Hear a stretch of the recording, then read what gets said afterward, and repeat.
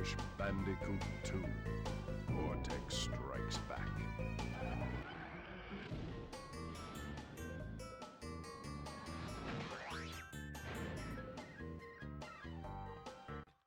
Hello, welcome back to Martin's Games. As I've already covered the first Crash Bandicoot game in the series, links in the description below and cards on the top right, please check that out if you haven't already. It's time for me to move on to the second game in the series, Crash Bandicoot 2, Cortex Strikes Back. Crash Bandicoot 2 was one of the first games I ever played on PlayStation, so nostalgia is really there for me, so while listening to this review, please keep that in mind. I have real fond memories of this game, so my thoughts and views may be tainted slightly, but I really hope you like this review. And I still have the actual disc that I used to have as a kid. I don't know where the case is, but I've got the disc. Look, it's right here. Yay! This game was released in 1997, only a year after the first game. Like I said, if you haven't seen my review for the first game, then please check that out. Link in the description and card in the top right maybe, if I remember to put it in there. Now moving on to the controls. They're very simple, just like the first game. X to jump, analog stick or D-pad to move, and a square to spin. Circle does not spin this time, unlike the first game. It now slides and it has a body slam, which is actually really cool. It's nice new moves to the set, and I like it. The camera is still a little bit tricky and makes the platform a little bit difficult, but compared to the first game it's a lot better. It's still your late 90s 3D platformer. Basically collect stuff in the level and finish the level by reaching the goal at the end. And that's basically it. And then have a few boss fights on the way. Nice and simple, just like cheese and crackers. Oh, that's a good idea. Back in a minute.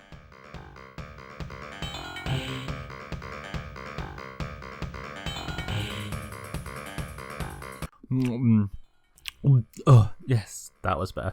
And the main thing you'll be collecting in this game is the shiny purple crystals and also these little gems. The visuals have improved slightly. The character models and the levels all look a little bit smoother and not as edgy and sharp edged as the first game, if that makes sense.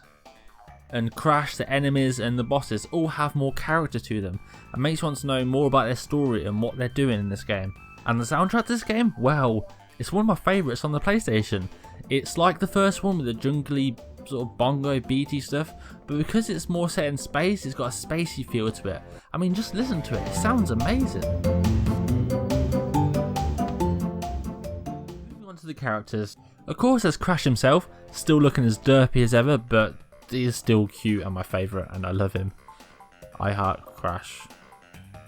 But in this game it also introduces his sister. Yeah, for some reason they didn't want to include Crash's girlfriend in this one like they did in the first one. Maybe he got dumped and this brought his sister along for support, maybe? I don't know. Coco, that's the name by the way, is a great addition to the roster as she brings some narrative to the story and actually is quite a big part in the story in this game.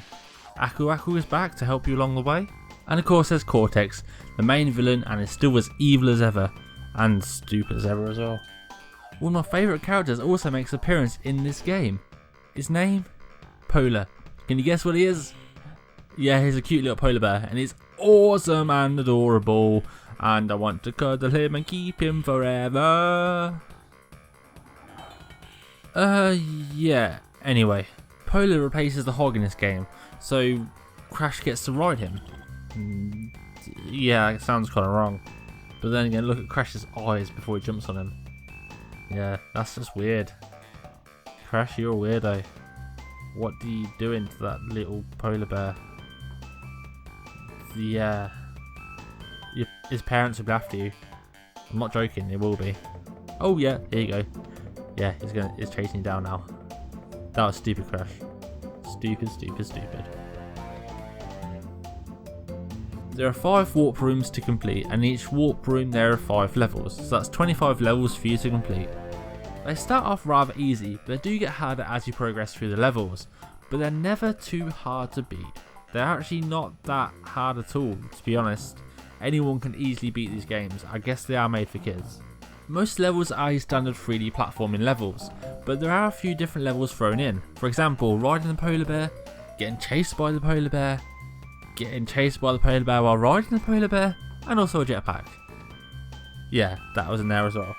Now I don't mind the vehicle type levels, it's a nice break from the platforming, but I just prefer the platforming levels more. Once you have collected each crystal from each level, you then have to defeat the boss before you can move on to the next warp room. Now moving on to the bosses, there are actually 5 warp rooms, so there's 5 bosses to beat. Now the bosses aren't hard to beat at all, and their patterns really easy to work out, but each boss is so full of character that I remember them for years after. They're just so good, look at them. And Ripperoo is still my favourite boss of all times. I think he's the first boss in this game, but I just love how crazy he is. Look at him. As we're talking about baddies of Wumpa Island, let's move on to the enemies. And these enemies are just as wacky as they are in the first game, but by the last levels they get really weird.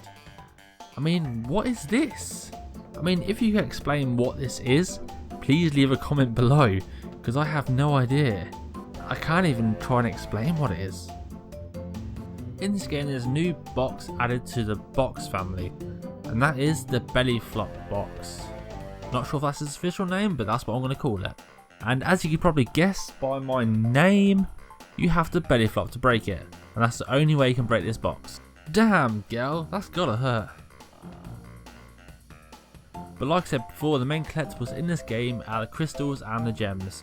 Now the gems can be quite tricky to find. For example, the very first gem that you can get is the blue one, and that is basically do the very first level without breaking any boxes, like I'm doing the gameplay right now, and at the end you'll see the blue gem. Now these coloured gems are actually used to get the other gems later on in the game.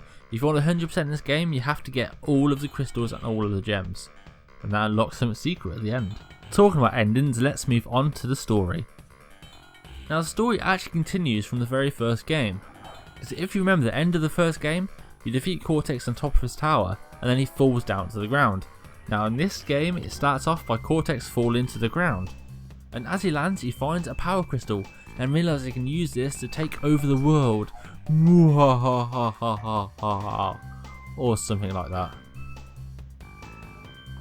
So he kidnaps Crash and tries to convince him to collect the power crystals for him to save the world, and that Cortex is a good guy for some reason. But guess what? It's a lie! Spoiler alert, I guess? No, I'm joking. It's in the title. I mean, it's Cortex Strikes Back. So why would you help Cortex strike back at Crash? Just doesn't make sense. Once you've collected all of the crystals and defeat Cortex, that's the end of the game, and the world-destroying machine thing just sits there in space. That is, unless you collect all of the gems. And then, well, you just have to get 100% to find out what happens. I'm not going to spoil it for you. So overall, this game is amazing, and if you own a PS1, PS2 or a PS3, and maybe in the future PS4, you should definitely try out this game. Like I said at the start, I am full of nostalgia for this game and I really love this game. So I could be biased, but I still think this is a game you should definitely try and play. It looks good for today's standards, it plays well, the music's great, it's full of character. It's just a really good game, and it's by Naughty Dog, so what do you expect? The disc copies for this game are getting expensive, to like £20–30 now I guess. But this is on PSN, so if you own a PS3, just download the game. I think it's for like £5–6 on PSN. So yeah, that is an easy way of playing this game. Instead of paying like stupid amount for the disc version, but you should still pick up this game if you can. Also in 2017, they are releasing the HD remakes of 1, 2 and 3. So that is another way of playing this game, and I'm definitely going to pick that up when that comes out. So yeah, I really hope you liked my review of Crash Bandicoot 2 Cortex Strikes Back. I have just done a full walkthrough for completing this game, so please go check that out as well. And if you like this video, please give a thumbs up, and new channel, why not subscribe. Bye!